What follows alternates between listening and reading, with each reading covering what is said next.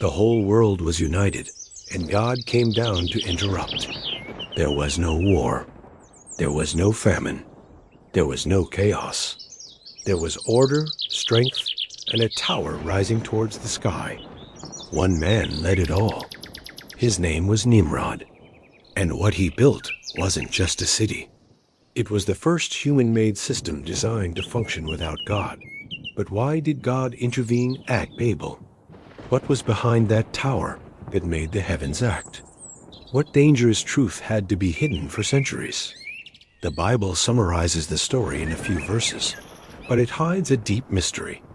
Nimrod didn't just want to touch the sky. He wanted to replace God on earth. The Tower of Babel wasn't a construction error. It was a calculated plan, a silent challenge to the Creator, a system designed to never again depend on heaven. Who exactly was Nimrod? Why is he called powerful but never just? What did God see when he decided to come down and confuse the languages? And why does the spirit of Babel seem so present even today?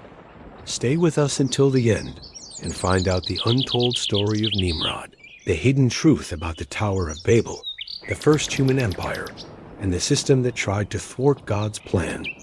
Because some stories didn't stay in the past, they continue to resonate in our time. Today you're going to learn a story that's almost never told in its entirety. The story of Nimrod, a man who emerged shortly after the flood and changed the course of humanity by attempting to build a world without God. Stay with us until the end.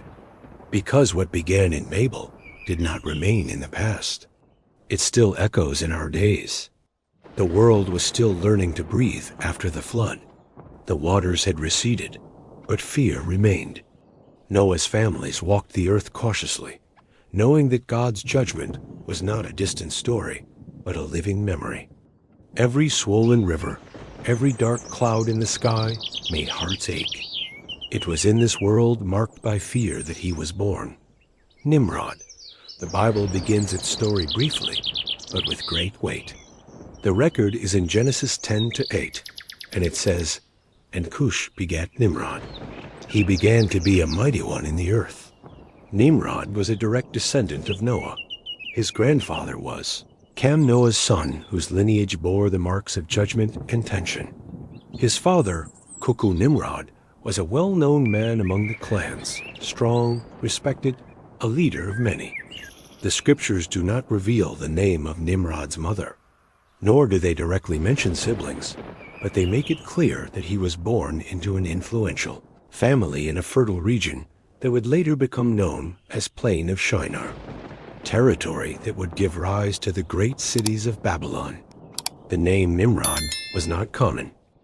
What was once personal influence was now transformed into structure. Rules were created. Decisions were centralized. Questioning came to be seen as a threat to order. "We've never had anything like this before," an elder remarked. "Now we are strong," another replied. "Or are we being controlled now?" The first one murmured almost inaudibly. The kingdom was formed not by divine decree, but by human fear, not by obedience, but by convenience. It was the first empire in history, built not on faith, but on control. Nimrod's power no longer depended on his physical presence. It resided in the walls, in the rules, in the organization. Dominion ceased to be personal and became structural. And while Babel, Erech, and Akkad established themselves as centers of human authority, a question began to silently trouble the few who still remembered God's purpose for humanity. Why concentrate so many men in one place? The question remained unspoken by a few, but most were already too busy to reflect. Cities were growing, roads were connecting, decisions were being made faster and faster. Something made all of this possible almost perfectly. They all spoke the same language. The Bible records this detail clearly in Genesis 11:1. Now the whole earth had one language and a single speech. There was no confusion. There were no misunderstandings. When someone spoke, everyone understood. When an order was given, It spread quickly. Communication flowed like water on level ground. Nimrod recognized the value of this before everyone else. When everyone understands each other, everything moves faster. He said at a meeting with the leaders. "There's no arguing," one of them replied. "There are no delays," Nimrod added, "and there is no resistance." His words became daily practice. Orders went from one point to every corner of the cities. The people worked as one body. Each one knew what to do. Each one knew their role. "It's easier this way," one worker said to the other. "We don't need to think too much," the companion replied. "Just obey." At first, unity seemed like a good thing. It brought organization. It brought speed. It brought visible results. Construction progressed. Security increased. The people felt strong for being together. "We are one people," they said. "We are one voice." But little by little, something changed. Unity ceased to be natural and became a requirement. Thinking differently began to cause unease. Questioning was seen as a sign of backwardness. Anyone who disagreed with the pace was considered a problem. "Why do we have to do everything this way?" An older man once asked. "Because everyone does it," another replied. "What if I'm wrong?" The old man insisted. "So everyone makes mistakes together," the youngest concluded. Nimrod no longer needed to be present to be obeyed. His way of thinking had already spread along with the common language. His ideas were repeated without question. His worldview became the standard. Unity is strength. He said publicly, "Unity is security." The people repeated. Gradually, his word began to carry more weight than old advice. His presence began to determine decisions. His strength became the rule. Fear, which once led men to kneel before God, now made them line up behind a visible leader. Faith was being replaced by control. Trust was being redirected, and almost no one noticed when the line was crossed. What began as protection ended as dominion. What seemed like care became absolute command. Nimrod no longer merely defended. He ruled. And the question that began to emerge, heavy and silent, remained without a clear answer in the hearts of the few who still remembered who should be at the center. And when fear reigns, who really holds the power? Before we move on, please show your support, subscribe to the channel, and click like. This helps us continue to bring profound stories like that of Nimrod, a leader who used fear, unity, and power to replace dependence on God. Now, let's continue. Because the Tower of Babel concealed a much greater purpose than it appeared, the answer came not in words, but in actions. The people no longer moved as before. Families who had previously roamed freely began to settle down. The tents ceased to be temporary. The land began to be marked as property. Something new was being born before everyone's eyes. In the heart of the plain, 3 names began to stand out: Babel, Erech, and Akkad. The Bible records this moment in Genesis 10:10. And the beginning of his kingdom was Babel, Erech, and Akkad in the land of Shinar. They weren't just villages. They were planned cities. For the first time, men lived together under a single human command. Everything had order, function, and direction. And that direction came from Nimrod. "Here we will build," he said, pointing to the wide expanse of land. "And why don't we move on?" The man asked. "Because we will remain here," Nimrod replied firmly. The people began to organize themselves. Some cut wood, others molded clay, others kept watch. Each person had a defined role. Life began to revolve around the city, no longer around the family or the clan. Previously, the father ran the household. Previously, the elder guided the people. Now, everyone awaited the word of just one man. Who decides that? Someone once asked. Nimrod was the immediate reply. He did not proclaim himself king. He didn't need to. Power was handed to him little by little, first as protection, then as leadership, now as total authority. Cities grew rapidly. Walls appeared. Roads were opened. The feeling of security increased. But along with it grew something heavier: dependence. We are safe here, the people said. No one here distracts us. Others added. But something had profoundly changed. Obedience to God was beginning to be replaced by obedience to the system. The divine command to spread across the earth was being ignored in favor of permanence. Cox, now older, watched with unease. God sent us on a journey, he told his son one night. God sent us to live, Nimrod replied. And here we will live better. Cities ceased to be mere shelters and became centers of power. Each beast subdued reinforced a dangerous idea. If he could control nature, he could also control men. The people began calling on him before seeking out the elders, before praying, before waiting. Call Nimrod, they said. He'll sort it out. Oh, and so almost without realizing it, a title was born. Not given by God, not confirmed by heaven, but repeated by the mouths of men. A valiant hunter before the Lord. The phrase echoed, growing up if he signed. But a silent doubt began to arise in the hearts of those who still remembered how God deals with men. Being before the Lord meant approval or a challenge. The doubt wasn't spoken aloud, but it was everywhere. The world remained marked by the memory of the waters. A heavier rain was enough to turn eyes to the sky. A river rising even slightly was enough to tighten hearts. The flood had passed, but the fear remained. The people lived scattered, insecure, trying to obey God while struggling with the fear of a new judgment. Faith existed, but it was fragile. Many obeyed more out of fear than out of trust. Nimrod realized this. He observed the faces during the meetings. He saw men who spoke of God but trembled. He saw leaders who quoted promises but could not calm their own people. He understood something important. Fear was ruling from within. They live expecting the worst. Nimrod once said to a nearby group, after what happened, who wouldn't expect it?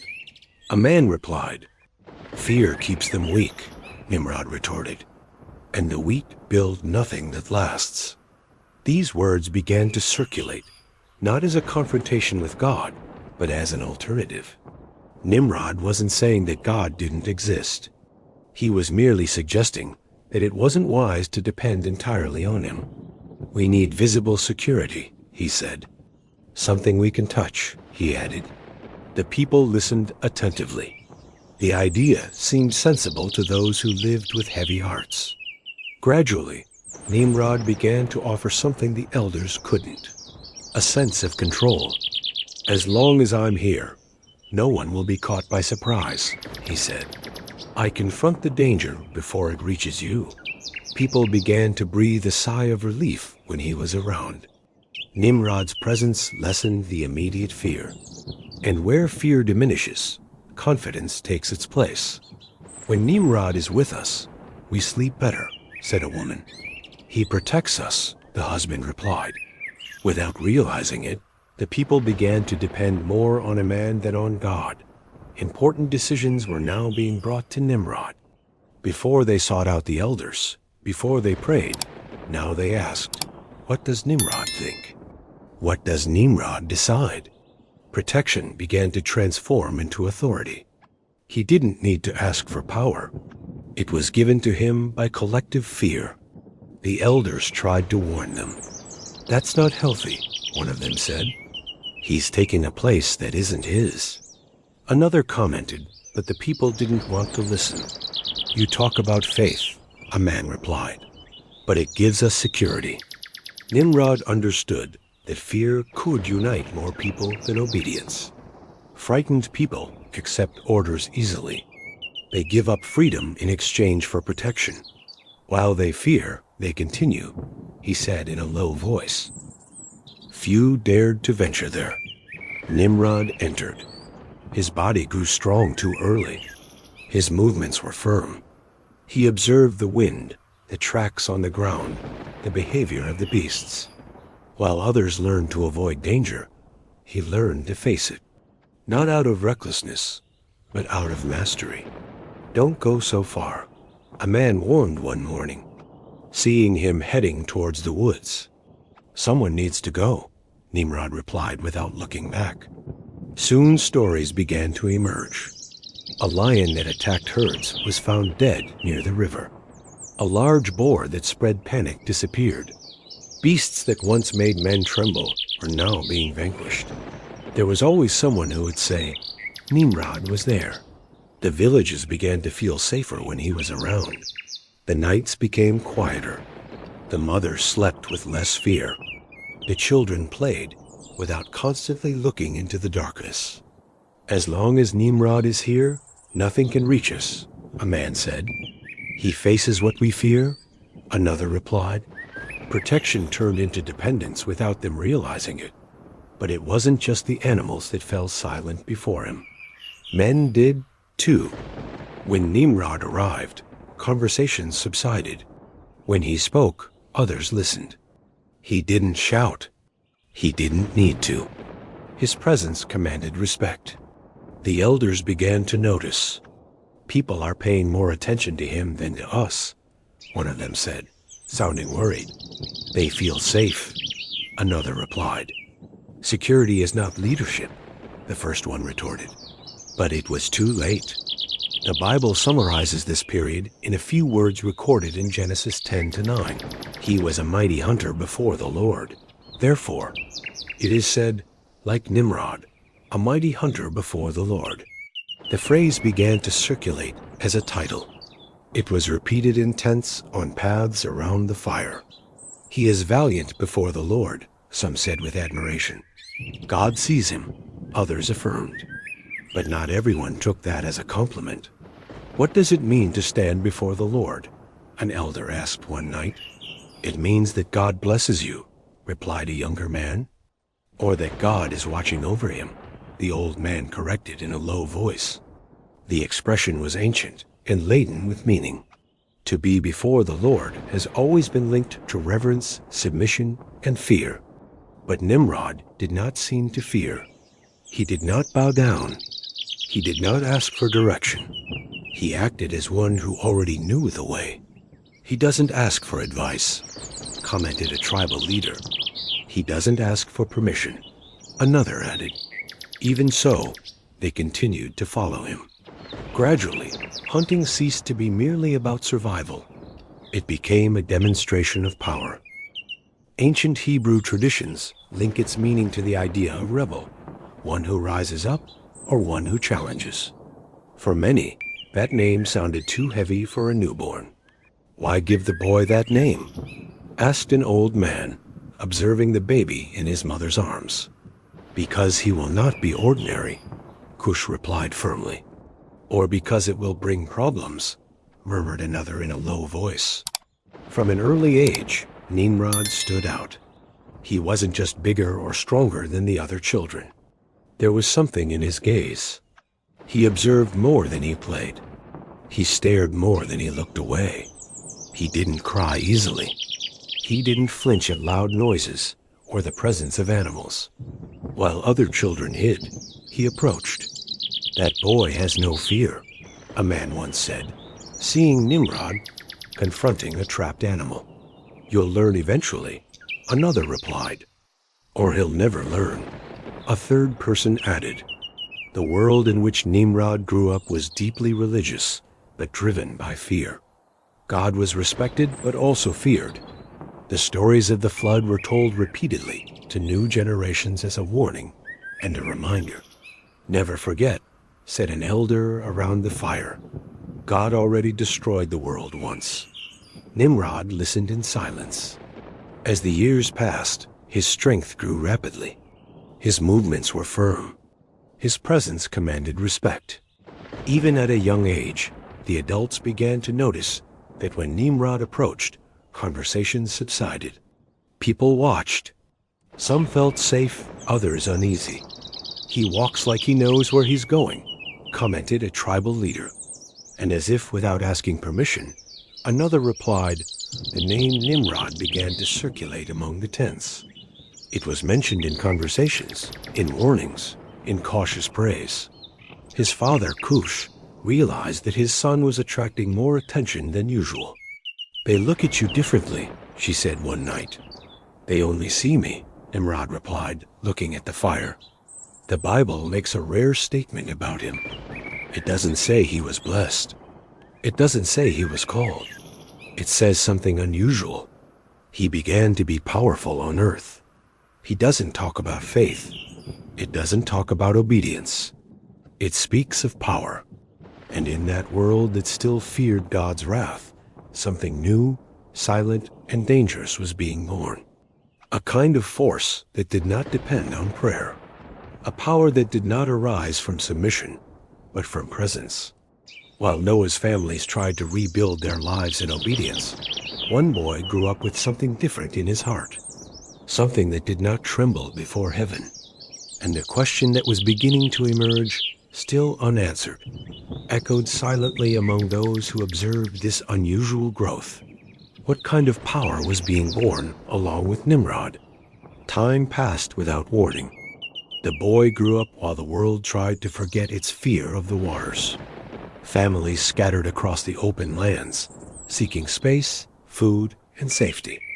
But beyond the fields lay dense forests full of strange sounds and dangerous animals.